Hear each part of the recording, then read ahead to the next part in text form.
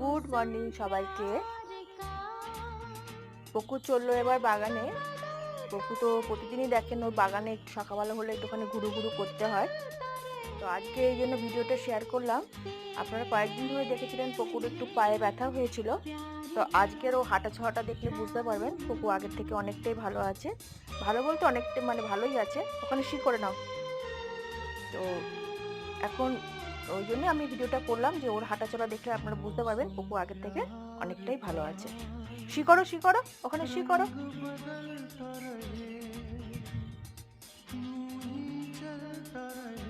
চলো ওখানে বসো, দৌড়াবে না, ওখানে বসো ওখানে বসো। যাও দরজার সামনে বসো, দেখো কেউ এসছে কিনা, ওখানে বসো। ওখানে বসো, আমি কাপড় নিয়েছি, পাটা মুছাতে হবে। দেখো কেউ এসছে কিনা, বসো ওখানে মা, বসো। বসে দেখো আমি কাপড় নিয়েছি, হ্যাঁ পা মুছিয়ে দেবো।